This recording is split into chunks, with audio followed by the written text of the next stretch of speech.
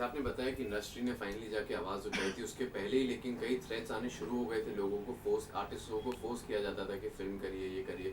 क्या वजह हो सकती है? सर शुरुआत में जानना चाहूँगा कि उन्होंने बताया नहीं, क्या वो एक यूनिटी कम थी या वो एक डर था? पहले जो इस तरह से मतलब जो लोग सामने नहीं आते थे समझ में नहीं आता था कि कैसे रिएक्ट करें, क्योंकि इतना इजी नहीं था। इवन पुलिस में कंप्लेन करो तो आपको जो हरेसमेंट होती थी इंक्वायरी करने की या किस तरह से, और यहाँ तक कि उन लोगों के यहाँ से भी आते थे, जैसे मतलब सिस्टम इतना ख़राब था।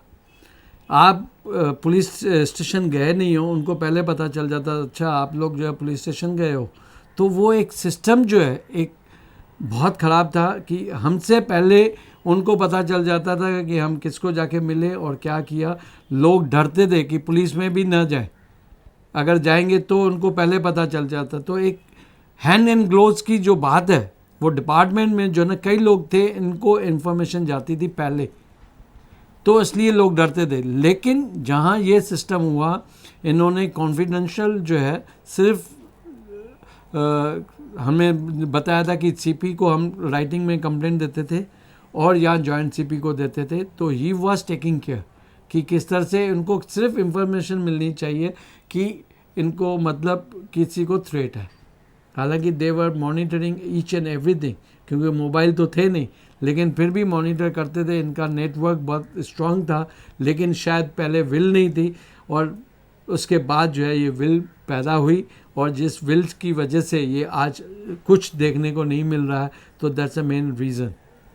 और ये जो क्या कहते हैं, आप हमारे लिए रिकॉल कर सकते हैं सर, किन लोगों को थ्रेट्स आए थे और किस तरह के कॉन्वर्सेशन थे? आपको किसी ने आके बोला? मेरे ख्याल से पूरी इंडस्ट्री, मतलब किस किस का नाम जो ना गिनवाऊँ, पूरी इंडस्ट्री इस दबाव में थी।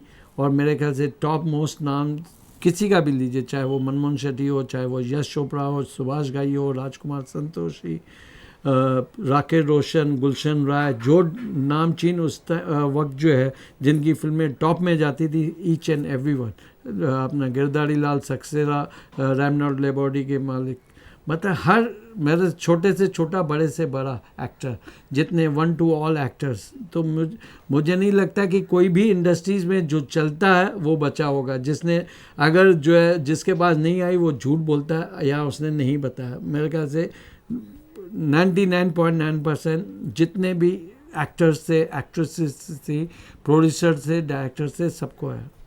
और सर जब ये आवाज़ उठाने की बात है, गवर्नमेंट के पास जाने की है, उसमें कौन कौन लोग इन्वॉल्व थे और किन लोगों ने एक साथ मिलकर ये डिसीजन लिया कि वी मस्ट? मेन तो जो है सारे उस वक्त जो है ना 4 लीडर थे, chairman, my self, Surendra Kapoor, शक्ति सामता और अपना शिर्के साहब। तो ये 4 अपना उस टाइम यश जौहर जी थे, यश जौहर जी भी साथ में थे। तो हमें मतलब सारा जो जाना पड़ा, और जीपीसीपी थे। तो पूरी इंडस्ट्री साथ में थी, वन टू ऑल, जितने भी है लोग सामने आए ना आए, लेकिन आवाज़ सबकी वही थी कि भैया अंडरवर्ल्ड से हमें बचाओ।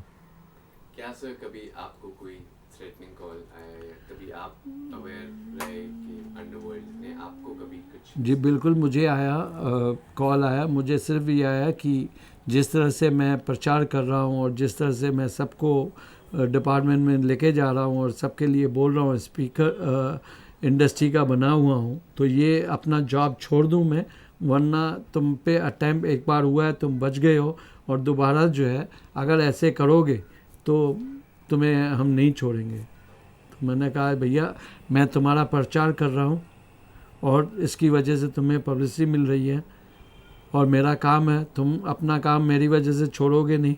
अगर छोड़ोगे तो बहुत अच्छी बात है, लेकिन मैं अपना काम नहीं छोड़ूंगा। तो आप बेटर जो आप कर सकते हो आप कीजिए। उसके बाद कुछ हुआ सर या? उसके बाद जो है मेरे घर के बाहर ही जो है मतलब मुझे मारने आए थे, पुलिस ने मुझे इन्फॉर्म किया, और मेरे इसी बिल्डिंग में जहाँ आप बैठे हो वहाँ बाहर जो है इनकाउंटर हुए और 2 लोग मारे गए जो मुझे मारने आए थे। तो सर क्या उस वक्त सिक्योरिटी काफ़ी स्ट्रांग हुआ करती थी इंडस्ट्री के लिए? बिल्कुल, सिक्योरिटी तो मेरे ख्याल से उस वक्त जो है ना अबाउट 100 लोगों को सिक्योरिटी दी गई थी, और मेरे पास भी उस वक्त भी बॉडीगार्ड था।